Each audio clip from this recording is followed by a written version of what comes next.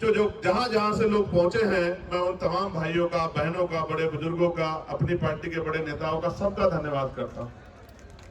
और जिनकी वजह से मैं लोकसभा में पहुंचा हूं, मैं उन भीम आर्मी आजाद समाज पार्टी के साथियों का और नगीना लोकसभा के समझदार लोगों का, नगीना लोकसभा बिजनौर जिले के साथियों का बहुत बहुत धन्यवाद करता हूं।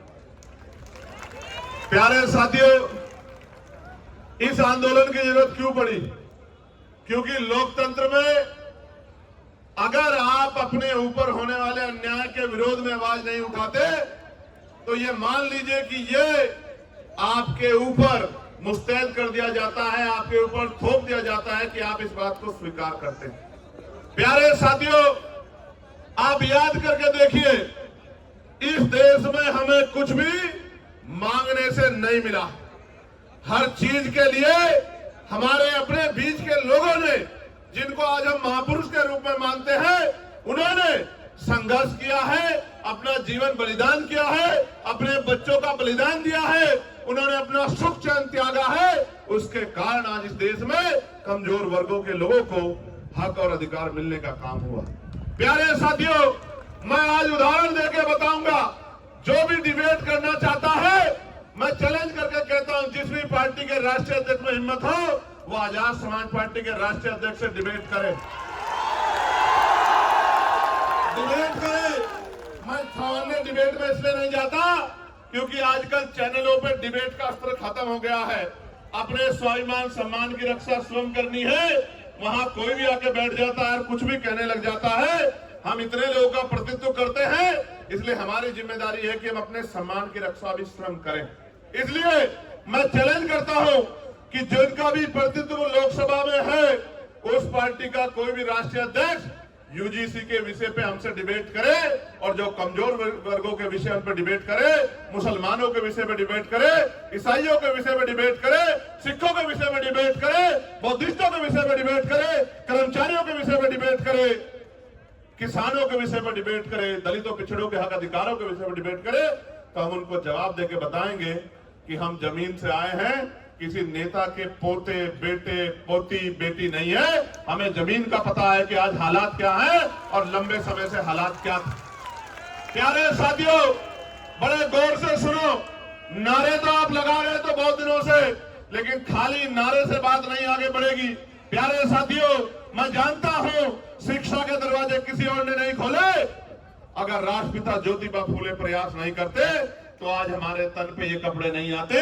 अगर शिक्षा में सबसे बड़ा योगदान किसने दिया है तो राष्ट्रपिता ज्योतिबा फूले ने दिया, मां सावित्रीबाई फूले ने दिया, मां फातिमा शेख ने दिया। प्यारे साथियों, इस देश में जिस आरक्षण को रोज बुरा भला कहा जाता है, हालांकि किसी की हैसियत नहीं है बुरा भला कहने की, क्योंकि जब आप ये कहते हैं, जब आप एक उंगली किसी की तरफ उठाते तो 4 उंगली आपकी तरफ भी जाती है, 3 उंगली एक अंगूठे का रुख भी आपकी तरफ होता है, जो आपको ये बताता है कि एक बार अपने गिरबान में भी झांकिए। जो लोग 10% आर्थिक आधार पर आरक्षण लेते हैं, संविधान के विरोध में जो आया है, वो भी आरक्षण का सवाल खड़ा कर सकते हैं। किस आधार पर? किस आधार पर?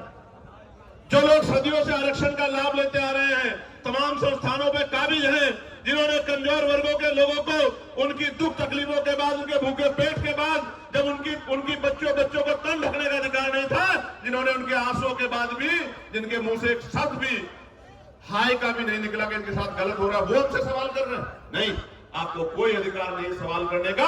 अगर सवाल करना चाहते हैं तो अपने अंदर पैदा करिए कि आपके अंदर न्याय की क्षमता है, आप न्याय प्रिय हैं, पहले साबित करिए, फिर आके सवाल कीजिए, हम आपके सारे सवालों का जवाब देंगे। प्यारे साथियों, आरक्षण क्या जाति के आधार पर मिलता है?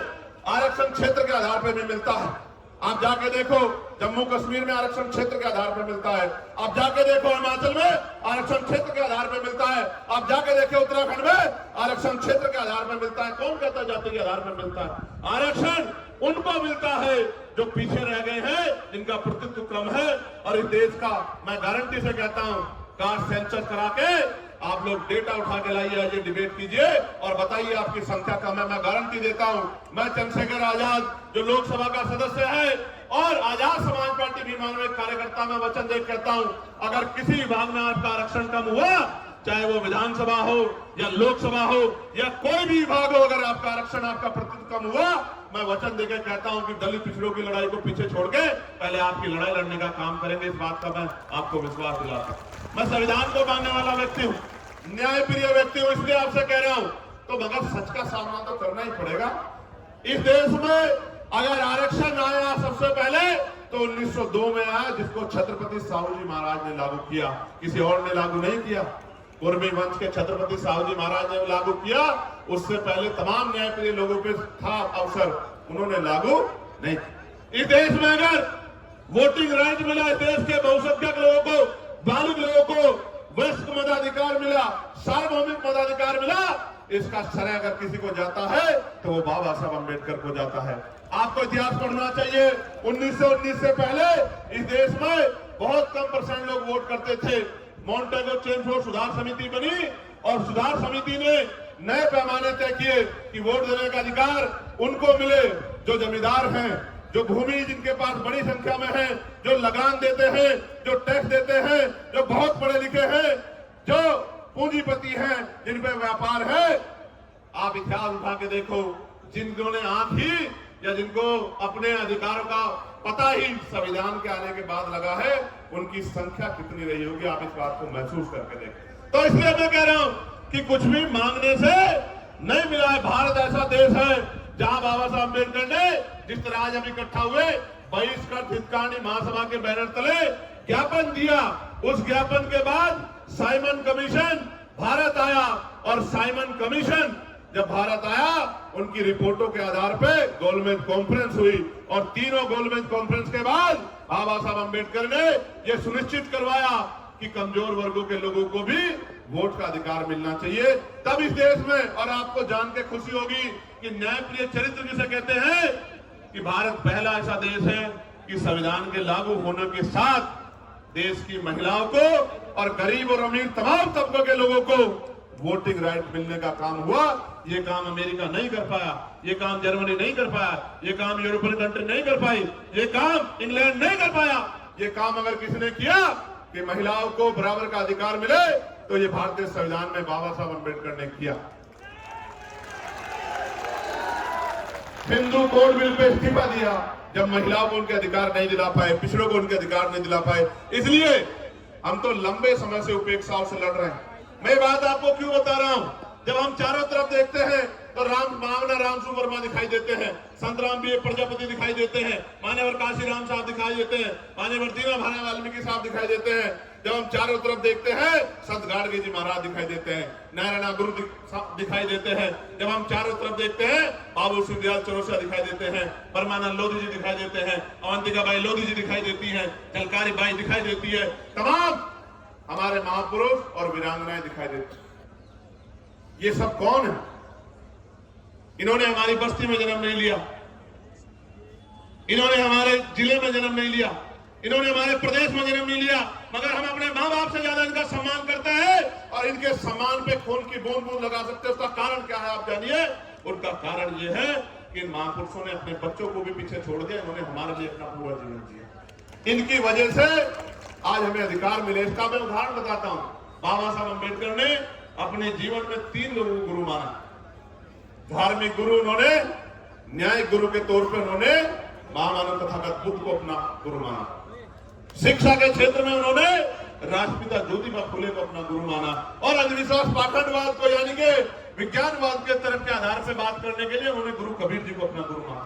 आप समझो, बाबा साहब ने राष्ट्रपिता ज्योतिबा फुले को गुरु माना, उनके दिखाए रास्ते पे चले, साहू जी महाराज के रास्ते पे चले। इसी वजह से वो सामाजिक न्याय की बात को मजबूती से रख पाए। कहां थे लोग जब इस देश में स्तन टैक्स लिया जाता था?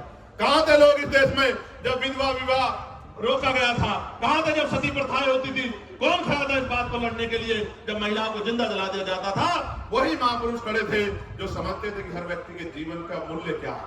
प्यारे साथियों, बात मैं आपको क्यों बता रहा हूं कि हमारे पार्टी के नेता ये बात कह रहे थे कि भाई चंद्रशेखर आजाद पिछड़े वर्ग के लिए मैदान में आए, कोई नहीं आता। मैं उनको कहना चाहता हूं कि आप पिछड़े नहीं हैं, आप हमारे भाई, हमसे पिछड़े हुए हैं। आप पिछड़े नहीं हैं, हम सब लोग पिछड़े हैं। आप हमारा परिवार हो, हमारे भाई हो, बस पिछड़े हुए हो। उन पिछड़ों को इकट्ठा करने के लिए हम लोग पिछड़े। और आप ही नहीं, हर पीड़ित, शोषित, वंचित, किसान, कमेरा, वो चाहे बौद्ध हो, सिख हो, सामान्य जाति का भी कोई गरीब है, शोषित है, उसको भी हमारा अपना है, उसके लिए भी हम लोग खड़े हैं। मुस्लिम समाज के लोग, क्या हालत आज आपने देश में देखा? मजारें गिर रही हैं, खानकाहें तोड़ी जा रही हैं, मस्जिदों में बुलडोजर चल रहा है। और अयोध्या में क्या हुआ? जिस व्यक्ति पे आरोप लगा के उसका घर तोड़ दिया, उसको बंद रखा, कोर्ट ने उसको बरी कर दिया। अगर हिम्मत है तो मुख्यमंत्री माफी मांगे अपनी बात के लिए, जो बात उन्होंने असेंबली में खड़े होकर कही थी कि इस धर्म के लोग गुंडागर्दी करते हैं। मैं आपको खूब बताना चाहता हूं कि सब लोग पीड़ित हैं, सब लोग पिस रहे हैं। अभी एक नौजवान साथी मुझसे मिला, मुझसे कहने लगा भैया हमारा विषय उठाना। मैं पूछना चाहता हूं, सरकार न्यायप्रिय है तो आप मुझे बताओ, 2025 जुलाई में सरकार ने जवाब दिया कि सेंट्रल यूनिवर्सिटियों में पिछड़े वर्ग के professor, assistant professor, associate professor की 80% रिक्तियां है। कितने परसेंट? कितने परसेंट? 80% रिक्तियां। आदिवासी समाज की 83% रिक्तियां और शेड्यूल कास्ट की, अनुसूचित जाति की 65% रिक्तियां। अब मैं पूछना चाहता हूं, कोई भी डिपार्टमेंट तभी तो चलेगा जब उसको चलाने वाले लोग होंगे। जिस डिपार्टमेंट में, जिस विभाग में 80% पद खाली पड़े हैं, वहां कौन हमारी पीड़ा को सुन रहा है? जब हमारा आदमी वहां है ही नहीं तो हमें न्याय वहां कहां से मिल सकता है?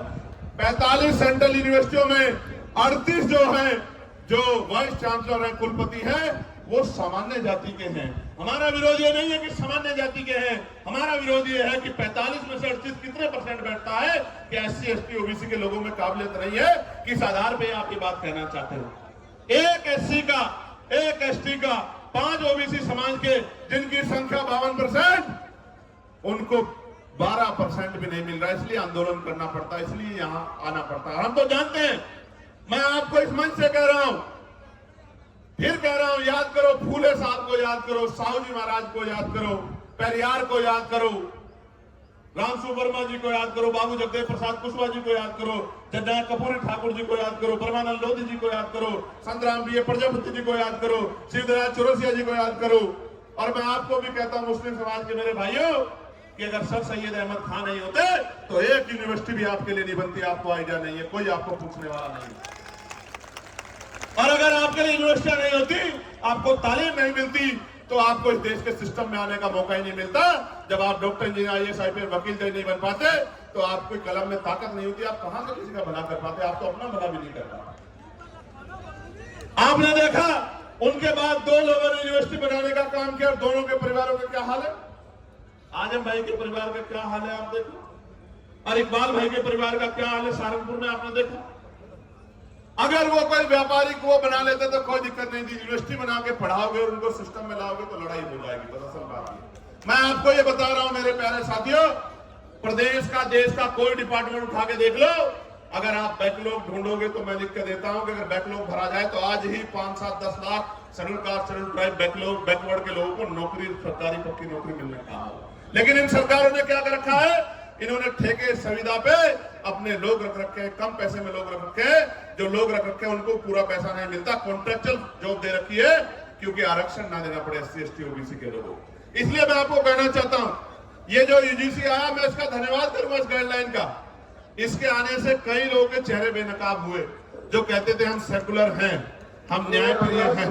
पार्टी के प्रोटेस्टर से मेरा अनुरोध है कि ये अपने झंडे वंडे जो है साथ लेके सड़क पर मार्च करते हुए आ जाए। ये जो सम्मानित व्यक्ति बोल रहे हैं, मैं इनसे आग्रह करूंगा, जो एडमिनिस्ट्रेशन के लोग यहाँ हैं, मैं उनसे आग्रह करूंगा कि हमारे जो सीनियर लोग हैं, एक बार उनसे बात कर लें, ये बीच में ना अपनी बात को रखे और ये भाषा शैली सुधारे। झंडे वंडे नहीं होते हैं, ये झंडा हमारा सम्मान है। और इस बार अगर ये भाषा शैली नहीं सुधारेंगे तो फिर ये आंदोलन आज ही नहीं, अब आगे कल के लिए भी कह दूंगा, लोगों को फील कर दूंगा, फिर देख लेना संभाल नहीं पाओगे। प्यारे साथियों, मैं आपको कुछ और कहना चाहता हूं, गौर से सुनो, इन बातों पर ध्यान मत दो। ये तो पुलिस के भाई हैं, एडमिनिस्ट्रेशन के भाई हैं, सरकार के हिसाब से काम करते हैं, हमें इनकी मदद लेनी है, हमारा इनका कोई झगड़ा नहीं। आप गौर से सुनो मेरी बात को। कई लोगों के चेहरे बेनकाब हुए, कई पार्टियों के चेहरे बेनकाब हुए, कई नेताओं के चेहरे बेनकाब हुए, कई सामाजिक संगठनों के चेहरे बेनकाब हुए, और सबसे ज्यादा बेनकाब अगर कोई नारा हुआ है तो वो नारा है जो नारा लग रहा था कि जात पात की करो विदाई, हिंदू हिंदू भाई भाई, वो नारा भी बेनकाब हो गया, वो नारा झूठा था। अगर वो नारा सच्चा होता तो मैं पूछना चाहता हूं कि जब मंडल कमीशन की बात आती है, जब SC/ST आयोग की बात आती है, SC/ST एक्ट की बात आती है, जब यूजीसी की नई गाइडलाइन की बात आती है, तो आप आंदोलन क्यों करते हो हमारे खिलाफ? क्यों हमारे खिलाफ आंदोलन करते हो? क्यों आप हमारे खिलाफ आंदोलन करके सड़कें जाम करने का काम करते हो? क्यों आप आंदोलन करके जो कहते थे कि प्रधानमंत्री हिंदू हृदय सम्राट है, उसी प्रधानमंत्री को बताओ कहा गया, नहीं कहा गया, कैसे कैसे शब्दों से नवाजा गया। तो जिस प्रधानमंत्री के राज में आपको EWS मिला, उन्हीं प्रधानमंत्री को जब एक आपको काल्पनिक ऐसा लगा कि भाई हमारे बच्चों के ऊपर जो है जांच बैठ सकती है, उनपे जो है उनपे मुकदमा दर्ज हो सकता है, सिर्फ काल्पनिक, कोई मामला सामने नहीं आया। हम पे तो उदाहरण है, मैं बताऊंगा पूरी बात में, हम पे उदाहरण है, कोई मामला सामने नहीं आया तो आप आंदोलन करने चला है। क्योंकि जब भी मंडल कमीशन कहां से हिंदुओं के खिलाफ था, मुझे बताओ। अगर मेरे भाइयों को कुछ मिल रहा है और मैं विरोध कर रहा हूं तो मैं कहां से उनका भाई हुआ, आप मुझे बताओ। देखो बहुत कुछ बेनकाब हुआ। बेनकाब ये हुआ है कि जाति सत्य है, जाति सत्य है और जाति को ठुकराया नहीं जा सकता। जिसको हिंदू हृदय सम्राट कहते थे, उसी को जाति के आधार पर गाली देने का काम कर दे। इसका मतलब जब तक वो व्यक्ति आपका काम करेगा तब तक आप उसको पलकों बिठा के रखोगे। जैसे ही वो कोई और उनका रोल भी नहीं यूजीसी में, तो आप उनको गाली देने लग जाओगे। ये है जाति का सत्य। मैं और बताता हूं, हाथ कंगन को आरसी क्या और पढ़े लिखे को फारसी क्या। कल ही एक मामला हुआ एक बैंक में, 2 बेटियां थी। वो एक बेटी कहती है कि मैं ठाकुर और दूसरी बेटी वो ब्राह्मण समाज की है। मैं तो तमाम महिलाओं का सम्मान करता हूं, लेकिन आप देखो कि उन्होंने क्यों नहीं कहा कि मैं हिंदू हूं और दूसरी बेटी ने क्यों नहीं कहा मैं हिंदू हूं। एक ने कहा मैं ठाकुर, दूसरे ने कहा मैं ब्राह्मण हूं, और दोनों अपने अपने समाज से समर्थन मांग रही है और दोनों के विरोध में एक दूसरे के समाज के लोग गाली बकने का काम कर रहे हैं। इसलिए मैं आपको बता रहा हूं कि वर्ग की बात ही नहीं है, ये बात जातियों तक जाती है जब आपके अधिकारों पे हमला होता है। और सबसे बड़ी बात देखो, जिनके बच्चों को जो बच्चे मर रहे हैं जिनके, क्योंकि 118% की वृद्धि हुई अपराध में। ये मैं नहीं कह रहा हूं, ये सरकार के आंकड़े कह रहे हैं, एजेंसियों के आंकड़े कह रहे हैं। 118% की वृद्धि हुई। और कानून की ये गाइडलाइन कैसे बनी? सुप्रीम कोर्ट ने ऑर्डर किया कि गाइडलाइन बनाओ यूजीसी को। यूजीसी ने गाइडलाइन बनाई, हमने नहीं बनाई।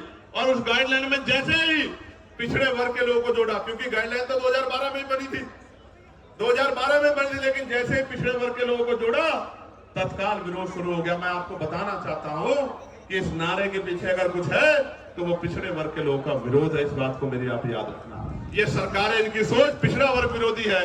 और हम इस बात को इसलिए लड़ रहे हैं क्योंकि हम जानते हैं कि राष्ट्रपिता ज्योतिबा फुले हमारे लिए लड़ रहे थे, छत्रपति साहूजी महाराज हमारे लिए लड़ रहे थे, ईवी पेरियार रामानायकर, स्वामी प्यारेलाल यादव हमारे लिए लड़ रहे थे, मामला राम सुवर्मा चौधरी, महाराज सिंह भारती, छोटूराम चौधरी, चरण सिंह हमारे लिए लड़ रहे थे।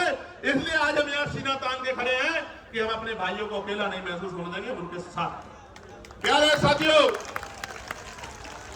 यूजीसी की बात हुई है, मैं पूछना चाहता हूं, कोई ऐसा प्रोटेस्ट बताओ जो यूजीसी के विरोध में हुआ हो और पुलिस ने उन पर लाठी चलाई हो। कोई एक विरोध आप मुझे बताओ पूरे देश के अंदर, या उनको पकड़ के खींचा हो, या उनके कार्यक्रम में इस तरह से माइक उठा के बीच बीच में कहा हो कि भाई आपके लोग कम है, आपके लोग ज्यादा, कभी हुआ क्या?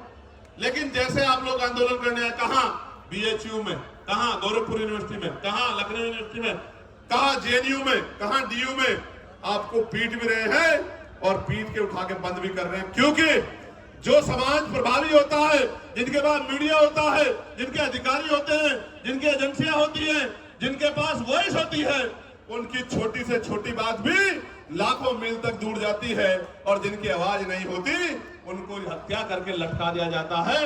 तो चारों तरफ सुनसान, चारों तरफ इस तरह का चुप्पी होती है कि जैसे कुछ हुआ ही नहीं। इस देश में क्या नहीं सहा हमने, क्या नहीं सहा इस देश में। हमने लक्ष्मणपुर बातें कांड सुना, जहां हमारी माओ के पेट चीर के और जो बच्चे थे पेट में उनको निकाल के तलवार की नोक पे खड़ा कर दिया। क्या नहीं देखा हमने इस देश के दलितों, पिछड़ों, मुसलमानों, आदिवासियों ने क्या नहीं सहा। कितने दंगे, कितने जुल्म, कितनी लाशें हमारी जो है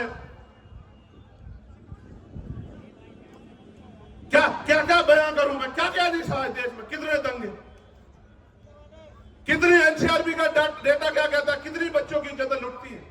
मैं कहता हूं सार्वजनिक करो, रिकॉर्ड उठा के बताओ कि जिन बच्चों की 1 लाखों की संख्या में इज्जत लुटती है, किस समाज की, किस समाज की, बताओ एक समाज को। क्योंकि ये समाज सोया हुआ है, इनको नहीं पता कि रोज इनकी बच्चियों को, बेटियों को कहीं ना कहीं प्रदेश में, देश में जुल्म जाति का शिकार होना पड़ रहा है। और जब न्याय मांगने जाते हैं तो लाठियों से स्वागत होता है, अपमानित गालियां दी जाती है।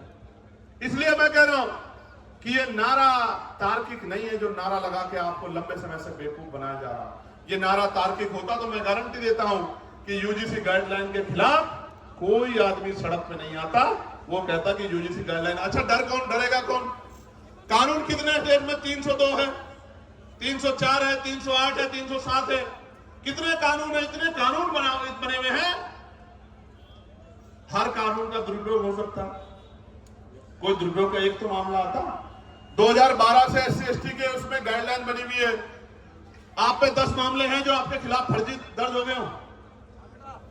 कुछ तो होगा आपके पास जिसके आधार पे आप कह रहे हो, लेकिन कोई तथ्य नहीं है। एक ही तथ्य है कि हमें अपराधी मान ले। हम कहां अपराधी मान रहे हैं भाई? हम कौन है अपराधी मानने वाले? कन्वेंशन रेट कहता है कोर्टों का। हम तो किसी को सवाल नहीं करते कि जब हायर जुडिशरी में, हाई कोर्ट में और सुप्रीम कोर्ट में हमारा रिप्रेजेंटेशन नहीं होता, हम तो तब भी सवाल नहीं करते। हम जैसा गूंगा बहरा कौन होगा? कौन होगा? कौन होगा? हमसे ज्यादा सीधा सच्चा व्यक्ति तो इस देश में कोई भी नहीं होगा, जो जुल्म भी सहता है और चुप भी रहता है। जानवर भी अपने हक के लिए लड़ते हैं, हम लोग तो अपने हक के लिए भी लड़ पाते हैं। हमसे ज्यादा सीधा भोला कौन होगा? और इसी भोलेपन का फायदा लंबे समय से उठाया जा रहा है। प्यारे साथियों, इसका एक उदाहरण बताता हूं कि क्यों लड़ना पड़ता है। मध्य प्रदेश में 90 के बाद, जब मंडल कमीशन के बाद आरक्षण लागू हो गया पिछड़े वर्ग के लोगों को, तो आज भी वो भैया खड़ा है। 13% आरक्षण वहां जो संवैधानिक 27% मिला है, उसमें से भी 13% मिलता है। वो रोज आंदोलन करते हैं। यही सुप्रीम कोर्ट उस मामले को, फाइल को नीचे दबा के रखता है। क्यों नहीं सुनता? जब आपने एक दिन पहले PIL दाखिल हुई और अगले दिन सुनवाई कर ली, तो हमें पीड़ा होती है कि जब 69,000 शिक्षक भर्ती का मामला उत्तर प्रदेश का सालों भर पड़ा रहता है कोर्ट में, जब 27% रिजर्वेशन का मामला सालों पड़ा रहता है और आप कभी सुनवाई नहीं करते हो। मेरे आज भी याद है जब डिमोशन हुए थे उत्तर प्रदेश में, एक पूर्व की सरकार थी, जब उनके निगरानी में डिमोशन हुए थे, इसी सुप्रीम कोर्ट ने कहा था कि पहले डिमोशन कराओ, उसके बाद हम सुनेंगे। मैं पूछना चाहता हूं, जब हमारे हकों की बात आती है तो क्यों चुप्पी थाम लेते हो आप? हम तो उम्मीद लगा के बैठे हो कि आप न्याय के देवता हो, आप न्याय की मूर्ति हो, आप न्याय करोगे। क्या ऐसा गाइडलाइन में, जिसने गाइडलाइन ना पढ़ी हो, मुझे बताओ, क्या उसमें आर्थिक रूप से कमजोर वर्गों को उद्देशिका में नहीं जोड़ा गया? आर्थिक रूप से कमजोर वर्ग, इसमें सारे सामान्य जाति के बच्चे, तो कैसे सामान्य जाति के खिलाफ हो गया? इसमें महिलाओं को जोड़ा गया है, इसमें दिव्यांगजनों को जोड़ा गया है, कैसे किसी के खिलाफ हो गया? और कहा गया कि भाई इसमें नोटिफिकेशन में ये नहीं रखा कि सामान्य जाति के प्रतिनिधि होंगे। मैं कहता हूं 38 जब कुलपति सामान्य जाति के हैं, तो आपका रिप्रेजेंटेशन कौन कर देगा? जब इतना बैकलॉग है OBC SC ST का, तो आप हमें तो गारंटी देता हूं, जो समता समिति बनेगी बनवा लो। OBC के ST के प्रोफेसर नहीं मिलेंगे आपको, असिस्टेंट प्रोफेसर, सीनियर प्रोफेसर मिलेंगे नहीं। आप, मेरा चैलेंज है, आप चेक करवा लो। तो इसलिए मैं कह रहा हूं, प्यारे साथियों, मंडल कमीशन आया था, मंडल कमीशन 2 सिफारिशें लागू हुई, अभी बाकी सिफारिशें चूकित हुआ। कभी कोर्ट को नहीं लगता कि ये सिफारिशें लागू होनी चाहिए, कभी नहीं लगता, कभी नहीं लगता। और निजी क्षेत्रों में हम लोग पार्लियामेंट में बिल लेके आए, प्राइवेट मेंबर बिल, की निजी क्षेत्रों में SC ST OBC के लोगों को आरक्षण मिलना चाहिए। क्यों मिलना चाहिए भी सुनो। निजी क्षेत्र बनता कैसे है? निजी क्षेत्र इस तरह बनता है कि सरकार जमीन देती है, 1 रुपए लीज पे हजारों बीघा जमीन, फिर उसको लोन देती है, फिर टैक्स में छूट करती है। इस तरह की छूट वो किसानों को, मजदूरों को, गरीबों को, अल्पसंख्यकों को, मुसलमानों को, आदिवासियों को नहीं देती।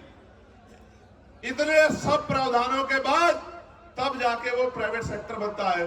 तो जो सारा ही सरकारी पैसे से बना हो, सारा ही सरकारी जमीन पे बना हो, तो उसमें कमजोर वर्गों को हिस्सेदारी क्यों नहीं मिलनी चाहिए? कोई पूछने वाला है?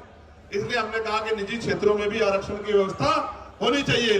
और आज इसकी देश की सच्चाई यह है, आपको जानना चाहिए देश की सच्चाई। सच्चाई यह है कि कितने ही जो शहर हैं जिनको कहा जाता है स्मार्ट सिटी, उनमें सफाई कर्मचारी सीवर में उतरते हैं, सीवर में मर जाते हैं। 7,000, 8,000, 9,000, 11,000 पे, 13,000 पे मजबूर है काम करने के लिए।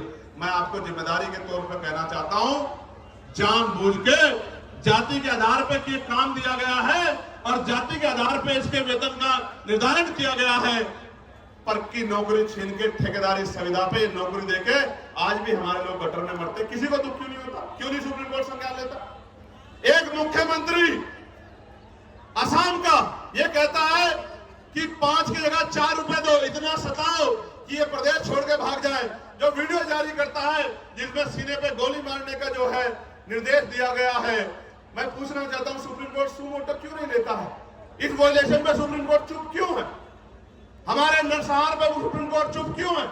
इसलिए तकलीफ होती है कि जिस न्याय के मंदिर से हमें उम्मीद है वो न्याय का मंदिर हमारी तरफ नहीं देख रहा। इसलिए प्रोटेस्ट करना पड़ता है कि उस न्याय के मंदिर तक हमारी भी तकलीफ जाए, हमारी भी पीड़ा जाए।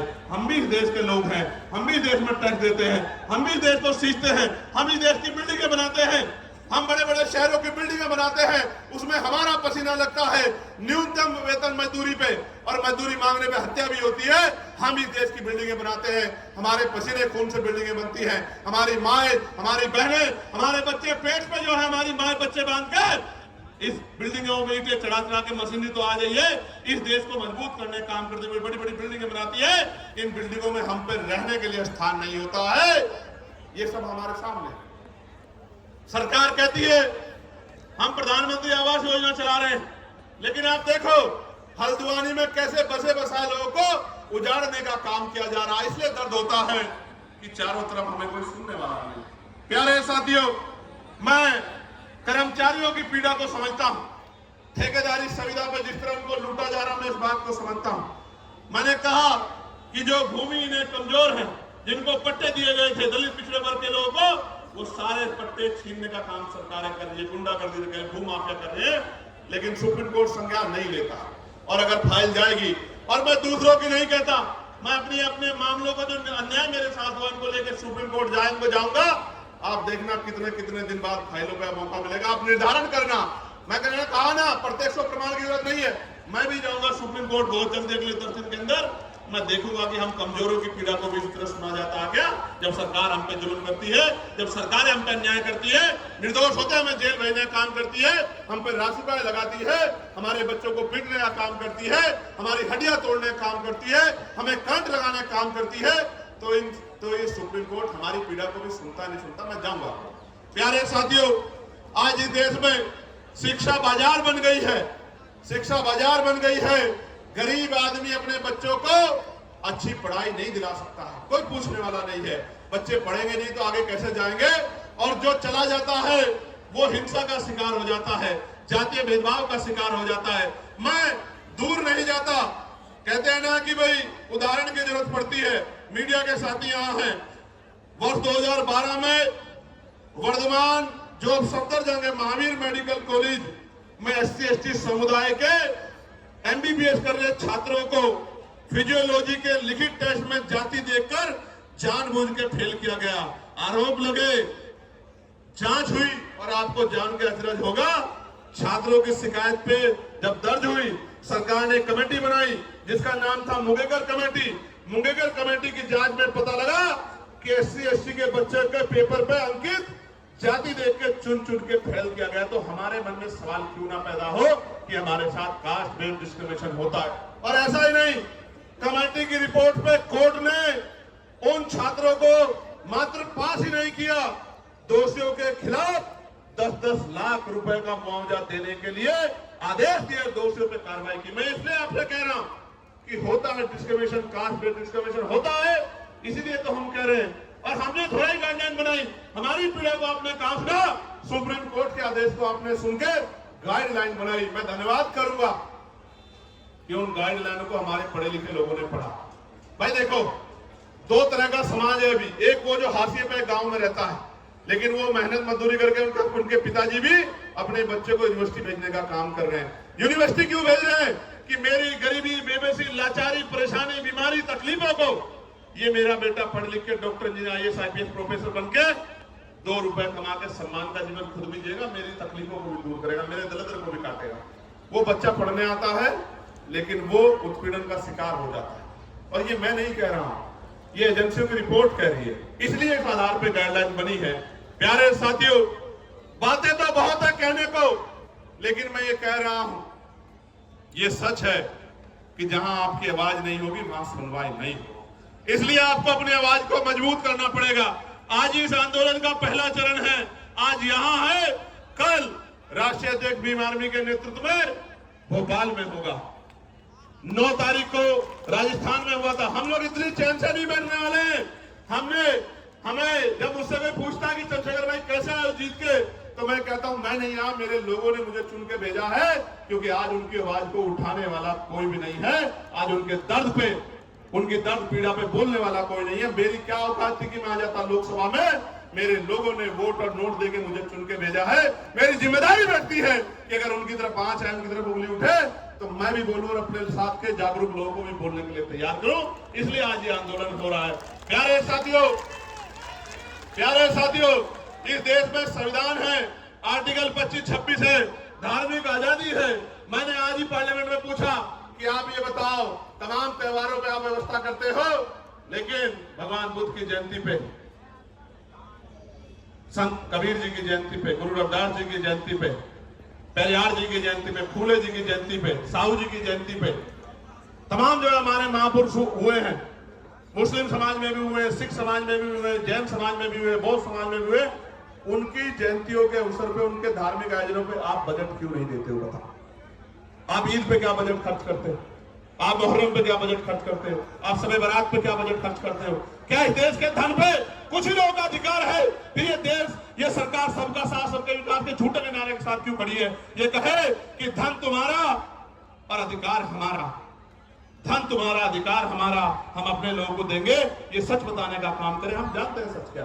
प्यारे साथियों, मैं लगातार उन विषयों को पार्लियामेंट में उठाने का काम करता हूं। हमारी संख्या कम है, इसलिए मुझे समय कम मिलता है, लेकिन ये संख्या कम हमेशा नहीं रहेगी। ये संख्या हमेशा कम नहीं रहेगी। हमें लड़ाई लड़नी पड़ेगी, और अगर हम चुप रहे ज्यादा दिन तक, वो दिन दूर नहीं है कि हमारी आने वाली पीढ़ियां इस देश में पुनः गुलाम हो जाएंगी। गुलामी की बेड़ियां काटने के लिए हमें संघर्ष करना पड़ेगा, और क्रांति की ज्वाला में अपना बलिदान देने के लिए सतत तैयार रहना पड़ेगा, क्योंकि महापुरुषों ने संघर्ष किया था तो हम लोगों को अवसर मिला है। और अगर आज हम लोग संघर्ष करेंगे तो आने वाली पीढ़ियों को अवसर मिलेगा। और अगर हम लोगों ने चुप्पी थाम ली, निजी स्वार्थों में चुप हो गए, जिस तरह हमारे कुछ नेताओं ने अपने लोगों का हाथ छोड़ के और ये कहा कि भाई हम इनके साथ हैं, मैं कहना चाहता हूं आपको सबके साथ रहना चाहिए, लेकिन गलत तो गलत और सही को सही तो कहना चाहिए।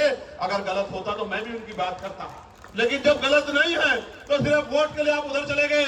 जब आप पावर में नहीं हो तो आज आप उधर जाके खड़े हो गए हो, कल आप पावर में होंगे तो मैं कैसे उम्मीद करूं कि आप हमारे लोगों के बारे में सोचोगे। ये बहुत बड़ी चिंता हमारे समाज के सामने, हम गरीब, कमजोर, दलित, पिछड़े मुसलमानों के सामने देख रहे हैं। प्यारे साथियों, चारों तरफ अंधेरा है, चारों तरफ चुप्पी है, सब लोग आंखें बंद करके बैठ गए हैं। ऐसे दौर में अगर हम लोगों ने भी आंखें बंद कर ली तो मैं लिख के देता हूं कि लड़ने की हिम्मत टूट जाएगी। मेरी बात को आप याद रखें। जब मैं ये लड़ाई लड़ रहा हूं, आपको नहीं पता इसके बाद मुझे क्या मिलेगा। मीडिया में जो उस तरह की सोच के लोग हैं, वो मेरे खिलाफ राजनीतिक प्रोपेगेंडा चलाएंगे, झूठे प्रोपेगेंडा चलाएंगे। वो जो अधिकारी उस सोच के हैं, वो मुझे, मेरी पार्टी कार्यकर्ताओं को तोड़ने की कोशिश करेंगे, झूठे मुकदमे लगाएंगे। लेकिन मैं आपको बताना चाहता हूं, जीवन एक बार मिला है, जीवन बार बार नहीं मिलता। मौत कल की आती आज आ जाए, हम अपने लोगों के हितों से किसी भी कीमत पे समझौता नहीं करेंगे। और अगर हम जैसे लोग चुप हो गए, हम जैसे लोग बैठे, तो मैं लिख के देता हूं कि फिर कोई हिम्मत नहीं कर पाएगा कि वो लड़ाई को लड़ ले। प्यारे साथियों, लड़ाई बड़ी महत्वपूर्ण है। आज आपने इतनी बड़ी संख्या में जुट के ये संदेश सरकार को दे दिया कि आप लोग कमर कसे हुए बैठे हो, मेरे एक आदेश का इंतजार कर रहे हो। मैं आपको विश्वास दिला के बताता हूं,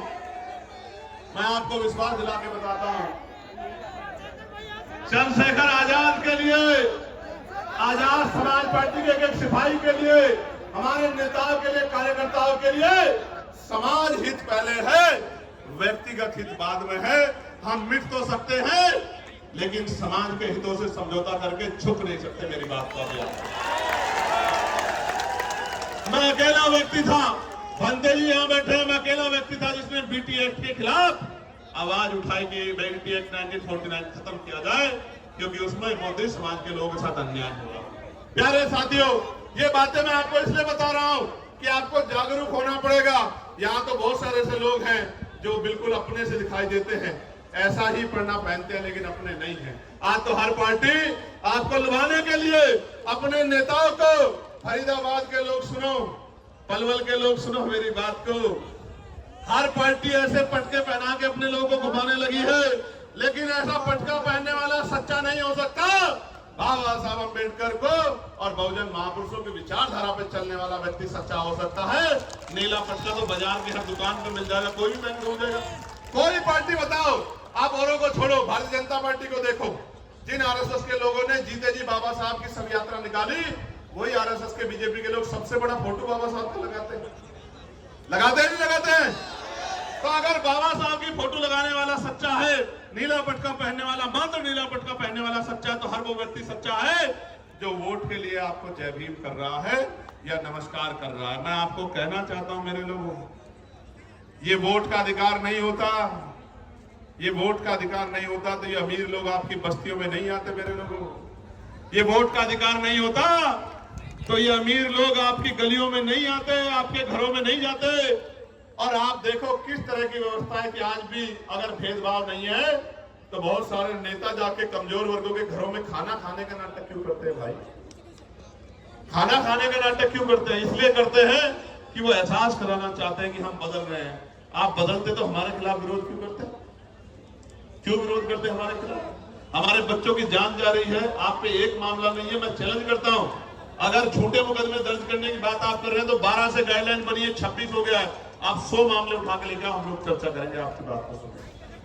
लेकिन मैं मानता कि अगर आपने यूनिवर्सिटी में बैठे अध्यापकों ने, प्रोफेसरों ने, यूनिवर्सिटी में पढ़ने वाले उन बच्चों ने जो आज डर रहे हैं, अगर आगे बढ़ के उन्होंने कहा होता कि डिस्क्रिमिनेशन हो रहा है, कानून बनाओ, तो मैं स्वागत करता कि आपका चरित्र न्याय के लिए है। प्यारे साथियों, मैंने पहले भी कहा, वही डरेगा जो अपराध करेगा। जो अपराध नहीं करेगा वो क्यों डरेगा? मैंने कहा कि जो अपराध नहीं करना चाहते वो बच्चे पढ़ रहे हैं, क्योंकि इस देश के मीडिया के चैनलों पे हमने सुना जब किसान आया था तो किसान नहीं आया था, खालिस्तानी आए थे, खालिस्तानी।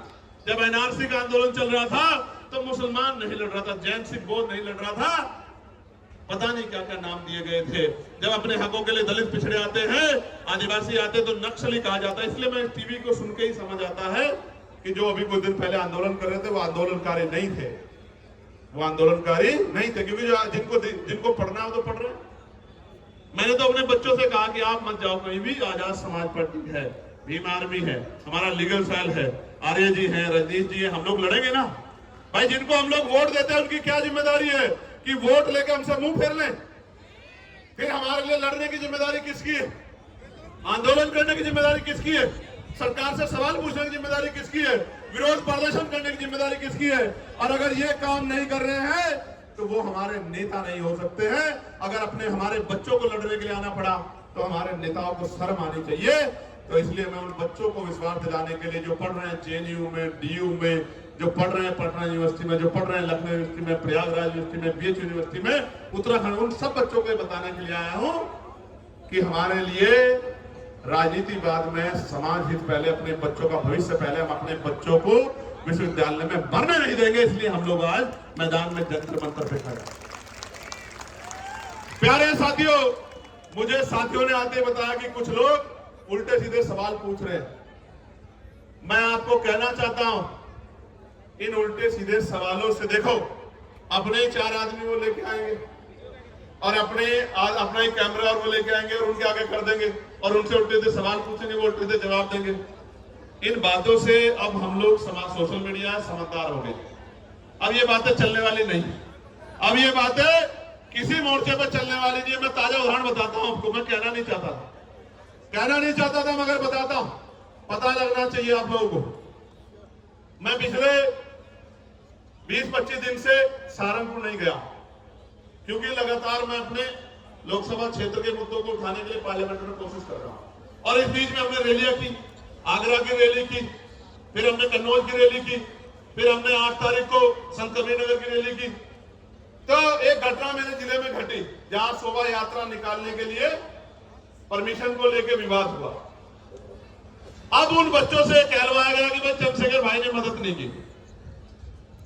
पहली बात तो बच्चे मुझे कभी मिले ही नहीं, ना मैं छुटमलपुर जाता हूं। मैं यहां से जाता हूं तो अपनी जिम्मेदारी अदा करने के लिए नगीना जाता हूं, नगीना से निकलता हूं तो देश भर में जाता हूं।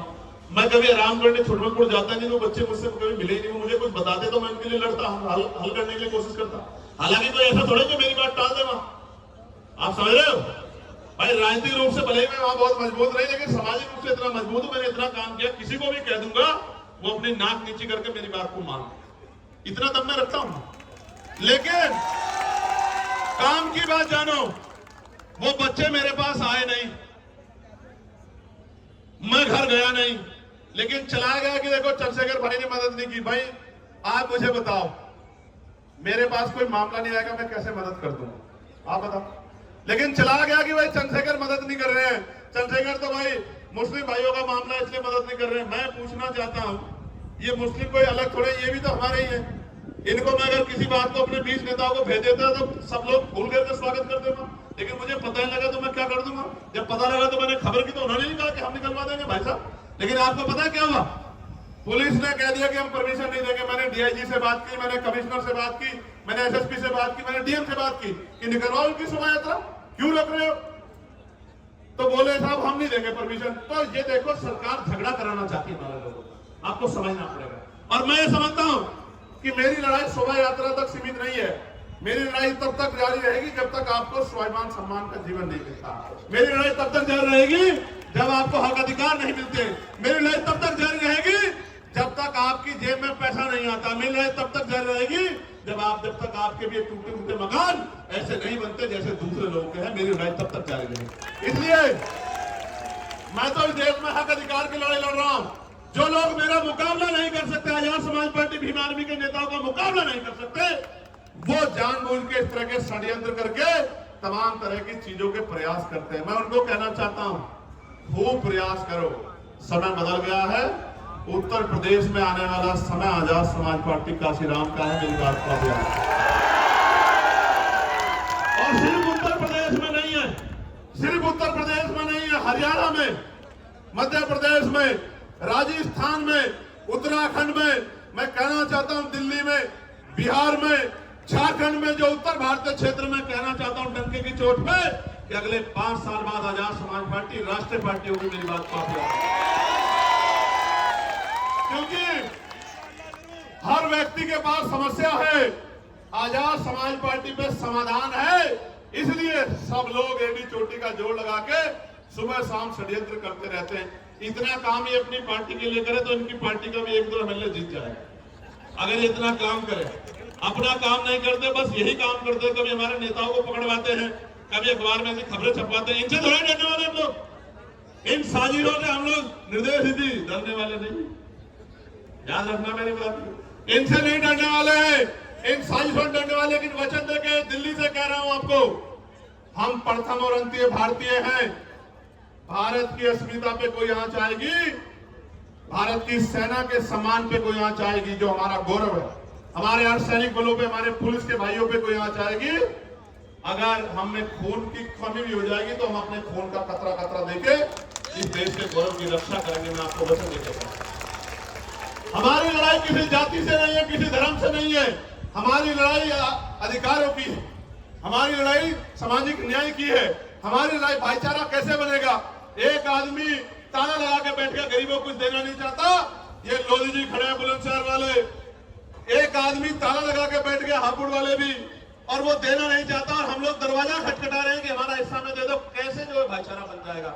जब तक इस देश में धन धरती राजपाट नहीं बटेगा तब तक बात आगे नहीं बढ़ेगी। और मैं आपको कहना चाहता हूं, समय आ गया है, नौजवानों ने लड़ाई ली है। कहते हैं ना, संघर्षों के साए में घनघोर जवानी पलती है और इतिहास दर झुक जाता है जिस ओर जवानी चलती है। जिस दिन से मुजफ्फरनगर की रैली हुई, आगरा की रैली हुई, हरदोई की रैली हुई, कन्नौज का ऐतिहासिक जो है महारेला हुआ, संत कबीर नगर की रैली हुई, 25 तारीख को जौनपुर में ऐलान होगा। उसके बाद जौनपुर में, और देखना चैलेंज करके कह रहा हूं, गौर से सुनो, जौनपुर में ऐतिहासिक रेला होगा। जौनपुर के बाद 15 तारीख को बाराबंकी में ऐतिहासिक रेला होगा। उसके बाद 29 तारीख को मार्च में लखीमपुर खीरी में महारेला होगा। मेरी बात को आप ऐसा डंके की चोट पे कह रहा हूं। और रंजन साहब, आप भी सुनो, आपने नहीं देखा होगा कि 2 दिन पहले ग्राउंड बदल दिया जाता है, 2 दिन पहले परमिशन नहीं देते हैं। जिस तरह के गुंडा तंत्र से हम लोग लड़ रहे हैं, कोई लड़ नहीं सकता। हमारी बड़ी बड़ी रैलियां होती है और मीडिया में 1 मिनट नहीं होती कि आजाद समाज पार्टी की एक न्यूज दिखा। लेकिन हम नाराज नहीं है, हम नाराज नहीं है। हम ये मानते हैं कि अभी हमारी शक्ति कम है, हम इसको बढ़ाएंगे। हम मजबूर करेंगे कि हर एक व्यक्ति की नजर हमारी तरफ जाए, हर एक व्यक्ति की नजर हमारी तरफ जाए, वो हमारे दर्द को महसूस करे, वो हमारे विषय पर चर्चा करे। वरना एक ही समाज के लोग टीवी के पूरे पैनल में बैठ जाएंगे और एंकर भी उसी समाज से, कैसे दलितों, पिछड़ों के, मुसलमानों के हालातों पर चर्चा कर लोगे मेरे भाई। आप ही सोचो क्या हालत। प्यारे साथियों, गरीब का दर्द गरीब समझता है और मजलूम का दर्द मजलूम समझता है। कोई शोषक शोषितों का दर्द नहीं समझ सकता। प्यारे साथियों, मैं आज इस मंच से नगीना के लोगों से माफी चाहता हूं, क्योंकि नगीना के लोगों की इच्छाएं बहुत हैं, लेकिन मैं मजबूर हूं कि नगीना से उत्तर प्रदेश फतेह नहीं हो सकता है। इसलिए मैं 1 साल का समय नगीना के लोगों से चाहता हूं। जब 27 का चुनाव खत्म हो जाएगा, मैं वचन दे कहता हूं, मैं नगीना को 1 मिनट के लिए नहीं छोड़ूंगा, आपके साथ रहूंगा 24 घंटे। लेकिन अभी आप अपने दिल पे हाथ रख के बोलो और बताओ, क्या नगीना के, मात्र नगीना को मेरी जरूरत है या पूरे उत्तर प्रदेश में जाके जन जागरण की जरूरत है? देखो, मेरे पास अभी 5 करोड़ की निधि है और वो ट्रांसपेरेंट है। मैं चैलेंज कर कहता हूं, अगर मेरी साख पे कोई सवाल खड़ा कर देगा तो जो वो सजा देगा उसको मान लूंगा। वो सबके सामने है। मैं कोशिश करता हूं कि किसी का काम जो जरूरी है वो ना रुके। मैं फिर कह रहा हूं, ये 5 करोड़ में सीमित हूं मैं। जिस दिन राजकाज बनेगा, सिर्फ नगीना नहीं, जिस चीज पे आप हाथ रख दोगे कि भाई ये काम होना चाहिए, मैं गारंटी देता हूं वो काम करके दिखाएंगे आपको। इसलिए प्यारे साथियों, 1 साल का समय दे दो। 1 साल, इतने साल जुल्म सहाया, आपको बिल्कुल अलग रखा। 1 साल का समय दे दो। 1 साल के बाद आपकी तरफ एक भी शिकायत की सुई नहीं आने देंगे। इस बात का मैं आपको, प्यारे साथियों, शामली भैंसवाल के लोग धरने में बैठे हैं, कुछ लोग यहां भी आए हैं हमारा समर्थन करने। मैं उनका बहुत समर्थन करता हूं। उनकी जो मांग है आप बताइए, हम लोकसभा के पटल पे भी उठाने का काम करेंगे और उनको जाके मजबूती देने का भी काम करेंगे। प्यारे साथियों, अंत में जब मैं अपनी बात को खत्म करूंगा तो मैं आपसे भी कुछ उम्मीद करके आया। बताओ, मेरी मदद करोगे नहीं करोगे? और मेरी मदद का मतलब क्या है? सुनो, मेरी मदद यानी कि आपकी खुद की मदद। गौर से सुनना, आज हमने, किसी को नहीं पता था हमारा प्रदर्शन यहाँ होता है तो पूरा कनॉट पैलेस, पूरा ये क्षेत्र जाम हो जाता है। इस बात को पूरा प्रशासन, पुलिस जानती है। आज हमने चुनिंदा लोगों को, ये भी हजार संख्या में हो गए हैं, अलग अलग स्टेट से बताया कि उनको जाकर किस तरह लड़ाई लड़नी है। राजस्थान के कुछ साथी दिख रहे हैं, हरियाणा के कुछ साथी दिख रहे हैं, यूपी के कुछ साथी दिख रहे हैं, मध्य प्रदेश के कुछ साथी दिख रहे हैं, इसी तरह उत्तराखंड के साथी भी दिख रहे हैं। दिल्ली का तो बारंबार हम लोग धन्यवाद करते हैं। बिहार के साथी दिख रहे हैं। मैं आपको ये कहना चाहता हूं, गौर से सुनो, मैं आपको ये कहना चाहता हूं, अंत में गौर से सुनो, मैं आपसे क्या चाहता हूं। आप यहां से जब घर लौटो तो इस बात को समझो कि political power is the master की। जब तक राजनीतिक सत्ता हमारे पास नहीं होगी तो हमारे हितों में फैसले नहीं होंगे, पॉलिसियां नहीं बनेंगी। मैं आपसे, आप मुझसे मेरे खून का कतरा कतरा ले लो फौजी साहब, लेकिन मैं आपसे आग्रह कर रहा हूं कि गली मोहल्लों में जाके अपने वोट को संगठित करके अपनी ताकत 2027 में उत्तर प्रदेश के अंदर करना। और मैं बड़ी बात नहीं कह रहा हूं श्री जी, एक मौका आप आजाद समाज पार्टी काशीराम को मिलने दो। मैं वचन देके कहता हूं, विश्वास से कहता हूं, पूरी हिम्मत से कहता हूं कि जो लोग आज हमारे साथ नहीं है वो भी ये कहेंगे कि हम उसका विरोध भले ही कर सकते हैं, उस पार्टी का, उसकी पॉलिसी का, लेकिन उनका काम में मुकाबला नहीं कर सकते। ऐसा काम करके दिखाएंगे, मेरी बात को आप याद रखें। प्यारे साथियों, मैं पुलिस के भाइयों का बहुत धन्यवाद दूंगा। एड्रेस मुझे भी नहीं पता अभी है। एक मिनट, एक आदमी को बोलने दो। आजमगढ़ वाली होगी, अभी बाद में देंगे आजमगढ़ को मौका। अभी आप ये सुनो, 25 तारीख को जौनपुर में कार्यक्रम है, रैली, एक बात। और 25 तारीख के बाद 15 तारीख को, 15 मार्च को रैली है बाराबंकी लखनऊ के पास, और 29 मार्च को है लखीमपुर खीरी, और 5 अप्रैल को है उत्तराखंड के साथियों को भी मौका दिया है कि वो भी अपनी शक्ति को इस बार दिखा दें। बहुत दिन हो गए हैं उनको भी, क्योंकि इस बार उत्तराखंड से भी हमारा प्रतिनिधित्व आने वाला है, ऐसा भी मेरा विश्वास है। प्यारे साथियों, आप यहाँ जुटे हो, बड़ी ताकत दी आपने आके, इतनी छोटी कॉल पे इतनी मजबूती से आपने आंदोलन किया।